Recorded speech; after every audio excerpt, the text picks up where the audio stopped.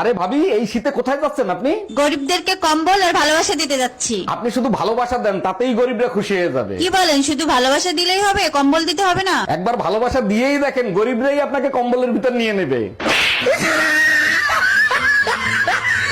যদি আমি এতই খারাপ হয়ে থাকি তাহলে আমার ঘর থেকে বের করে দাও না কেন? ঘর থেকে যদি বের করে দিই তাহলে কি তুমি চলে যাবা? না, যাব না। তাহলে এই প্রতিদিন এইরকম নাটকগুলো কেন করো? অনেক মজা লাগে তোমাকে চ্যালেঞ্জ করতে। সাহস আছে ঘর থেকে বের করে দেওয়ার মতো?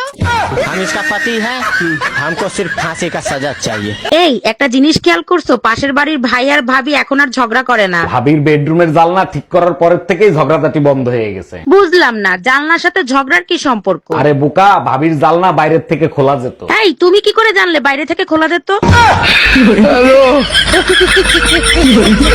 আজকে যদি তুই গোসল না করস তোর খবর আছে। দেখো, আমি সব করতে রাজি আছি, শীতে গোসল করতে রাজি নেই। তুই গোসল করবি না, তোর বাপ গোসল করবে। আমার বাপ দাদা 14 গোষ্ঠীতে কেউ শীতে গোসল করে নাই মরার ভয়তে। আমি গোসল করে মরবো নাকি? কালা পিচেসের বংশ। এই লোকটারে বিয়ে করে জীবনে সুখ শান্তি সব বিসর্জন দিছি। মুখ না চালায় হাত চালাও, কাজ তাড়াতাড়ি হবে। আচ্ছা, তুমি সময় পাইলেই বিয়ের অ্যালবাম দেখো, কি খোঁজোর মতো বলো তো? ওই লোকগুলোরে খুঁজতেছি যারা বিয়ের সময় দোয়া করছিল সারা জীবন সুখে শান্তিতে থাকেন।